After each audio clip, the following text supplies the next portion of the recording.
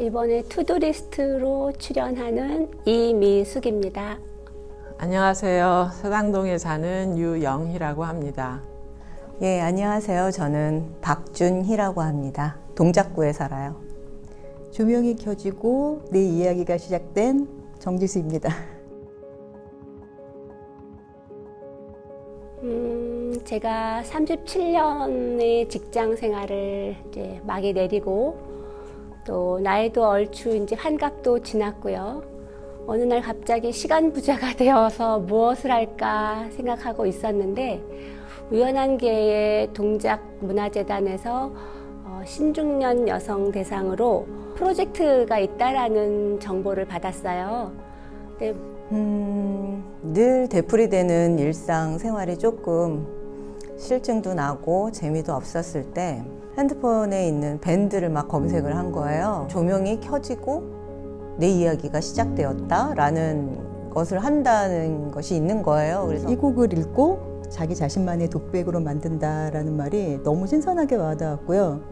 더구나 극작가 선생님하고 배우분들이 강의를 해주신다는 걸 보고 너무 신선할 것 같고 어디에서도 이런 경험할 수 없을 것 같다는 생각이 들어서 얼른 신청하게 됐습니다. 매 시간이 참 다양하고 참 재미있었어요. 그러니까 아침에 목요일마다 올 때마다 오늘은 우리가 뭘 할까?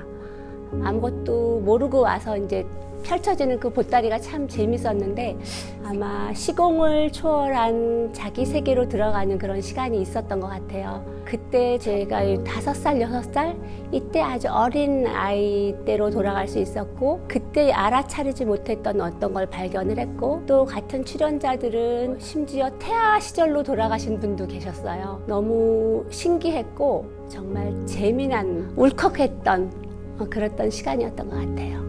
그 2회차 때 각자의 서사를 하시는 부분이 있었는데요. 태아부터 시작해서 유년기, 청소년기, 주부 시절, 그다음에 노년기, 그리고 천국에 이르기까지 각자 구성원들이 각자 짠 건데도 한 사람의 인생을 이렇게 파노라마처럼 그리는 것 같은 그런 연출이 된 적이 있어요. 그래서 저는 너무 깜짝 놀랐고 모든 사람들에게 이렇게 관통되는 공감대가 있구나 그런 생각이 들어서 그날이 좀 기억에 많이 남습니다.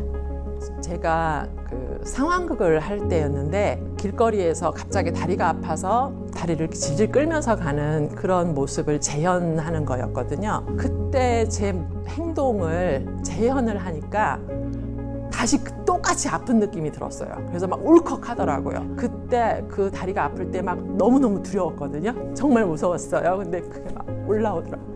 깜짝 놀랐어요. 제가 여기에 참여를 하게 된 것도 사실은 용기를 내서 한 거였거든요. 그리고 어쩌면은 내 이야기를 할 수 있을 것 같다라는 생각에 좀 망설임이 있으면서도 용기를 내서 했었는데 하다 보니까 내 이야기를 하는 것보다 내가 전에 엄마와의 관계에 있어서 있던 것들을 다시 꺼집어내게 되는 계기가 되었던 거죠. 이 과정이 10회 동안 다 나에 대한 탐구, 또 나의 재발견, 이런 식의 주제를 가지고 10주가 연결이 되더라고요. 이번 과정을 하면서 저에 대한 시선을 많이 가졌어요. 저에 대한 사랑도 좀 더 깊어지고 잊고 있었던 나의 모습도 찾았고 그런 의미 있는 시간을 가질 수 있었습니다. 제가 평생을 사실은 어디 남의 앞에 서서 강의를 하거나 이런 말을 하면서 살아왔거든요. 그런 사회생활을 했는데도 뭔가 다른 사람을 보면 굉장히 경계하고 낯가림 심하고 긴장을 엄청 많이 해요. 근데 이 모임 10주를 하면서 처음에 한두 번은 그 긴장감이 되게 많았는데 점점 그게 어느샌가 이렇게 무너지고 허물어지고 이 모임에서 제 자신이 여기 있는 모든 사람이 이해가 되고 받아들여지고 수용이 되고 경계심이라든가 이런 게 정말 없어졌어요. 제가 인간관계에서 이런 적이 별로 없거든요. 끝까지 긴장해요, 저는. 근데 그런 긴장감이 이렇게 없어질 수가 있나? 그게 굉장히 저한테는 새로운 경험이고 좀 성장한 것 같은 그런 기분이 들어요. 과거에 자꾸 얽매였다고 생각이 들었는데요. 지금 생각해보면 지금은 저를 얽매이고 있는 건 아무것도 없거든요. 과거를 돌아보면서 현재 나를 보게 되고 지금은 나는 아무것도 얽매여 있지 않다라는 걸 깨달았고 이제 현재의 저의 행복과 몸에 집중하면서 살고 싶습니다. 제 딸들에게 해주고 싶어요. 그래서 제가 이 올릴 그 대사들을 한번 읽어줬어요. 읽어주고 왜냐하면은 딸들이 시간이 안 돼서 볼 수가 없었거든요. 볼 수가 없을 것 같았어요. 그러니까 볼 수도 있었는데 한 명은 제가 얘기를 안 했어요. 보지 말라고. 대신에 제가 대사를 통해서 한번 들려주고 싶었어요. 그런데 역시나 우리 큰 아이는 제가 가졌던 왜 나를 낳았을까라는 그 질문에 똑같이 저에게 얘기를 하더라고요.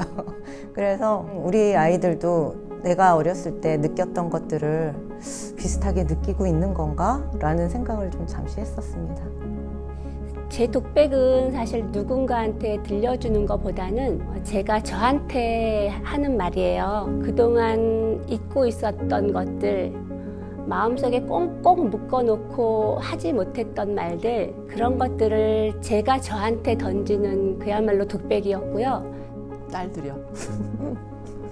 제가 사막에 간다 그러면 도시락 싸갖고 와서 말리거든요. 위험하다고. 엄마는 안 돼. 너무 건강도 안 좋고 엄마는 가서 쓰러져.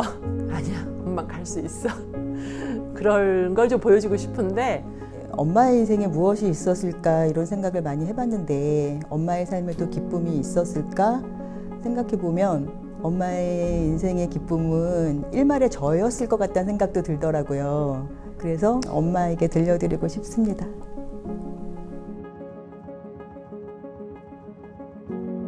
좀 더 멀리 가는 거야. 나는 이제 좀 더 멀리 가보는 거야.